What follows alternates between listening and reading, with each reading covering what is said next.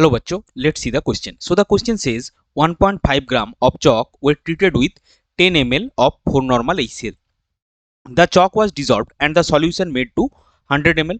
Now 25 ml of the solution required 18.75 ml of 0.2 normal NaOH solution for complete neutralization.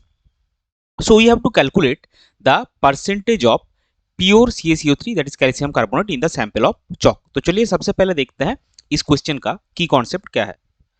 सो इस question का की concept है neutralisation reaction. Neutralisation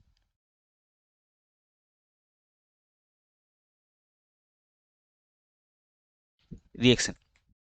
अभी देखिए यहाँ पे क्या हुआ है, हमको अगर हम 25 ml ऑफ दैट चॉक का जो सॉल्यूशन है वो लेते हैं तो उसके कंप्लीट न्यूट्रलाइजेशन के लिए हमको 18.75 ml ऑफ 0.2 नॉर्मल NaOH चाहिए. अभी ये तो ऑब्वियस है कि जो CaCO3 या फिर कैल्शियम कार्बोनेट है वो तो सॉल्ट है, वो NaOH बेस के साथ रिएक्शन करके उसको न्यूट्रलाइज नहीं करेगा. सो न्यूट्रलाइज क्या करेगा, ये जितना अमाउंट ऑफ CaCO3 या फिर कैल्शियम कार्बोनेट HCl के साथ रिएक्ट करता है वो रिएक्ट कर जाएगा. बाकी का जो HCl है यानी कि जो एक्सेस आपका HCl है वो NaOH के साथ यानी कि बेस के साथ रिएक्ट करके न्यूट्रलाइज होगा. सो उसके लिए हम लिख सकते हैं that milli equivalent of excess HCl मतलब जितना HCl बचा है कैल्शियम कार्बोनेट के साथ रिएक्ट करने के बाद will be is equal to milli equivalent of NaOH. अभी मिली इक्विवेलेंट क्या होता है हमको पता है, N इंटू V. सो NaOH सॉल्यूशन का नॉर्मलिटी है 0.2 और वॉल्यूम आपको गिवन है 18.75 ml. सो इसका वैल्यू ये होगा आपका MEQ ऑफ एक्सेस HCl. लेकिन ये किस पे है, ये आपने 25 ml ऑफ सॉल्यूशन लिया तो ये 25 ml है. सो फाइनली आपको मिलेगा मिली इक्विवेलेंट और MEQ of excess HCl in 100 ml solution. क्यों 100 ml सॉल्यूशन चाहिए, क्योंकि जो चॉक हमने पहले लिया था 1.5 ग्राम उसको डिसॉल्व करके हमने टोटल जो सॉल्यूशन बनाया था वो बनाया था 100 ml. सो ये कितना होगा, 25 ml में जितना होगा उसका 4 टाइम्स होगा 100 ml में. सो ये आपका हो जाएगा 0.2 इंटू 18.75 इंटू 4. सो इसका वैल्यू आपका आएगा 15 मिली इक्विवेलेंट.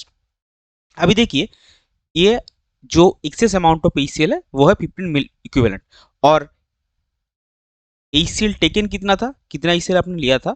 सो HCl टेकन आपको मिलेगा 10 ml ऑफ 4 नॉर्मल यानी कि 10 इंटू 4 दैट इज 40 MEQ.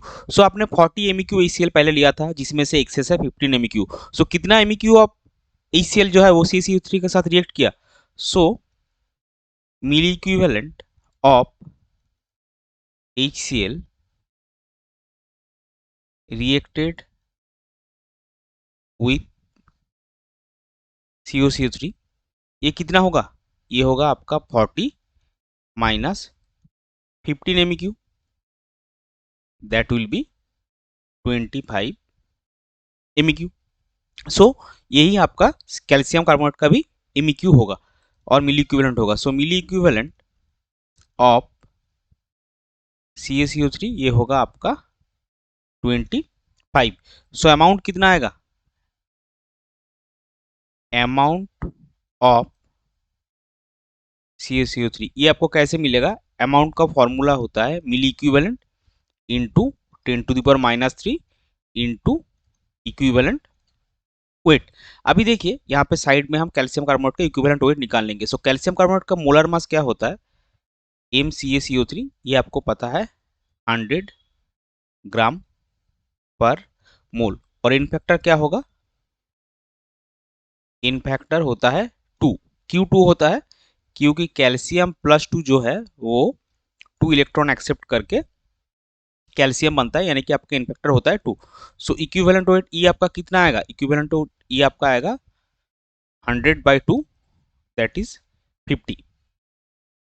सो यहाँ पे आपको MEQ मिला है 25 इंटू 10⁻³ इंटू 50। सो इसका वैल्यू ये आएगा ग्राम पे, और इसका वैल्यू आपको मिलेगा 1.25 ग्राम। सो अमाउंट ऑफ CaCO3 जो है वो है आपका 1.25 ग्राम। सो 1.25 ग्राम कैल्शियम कार्बोनेट है 1.5 ग्राम ऑफ सैंपल में। सो परसेंटेज ऑफ CaCO3 आपको कितना मिलेगा?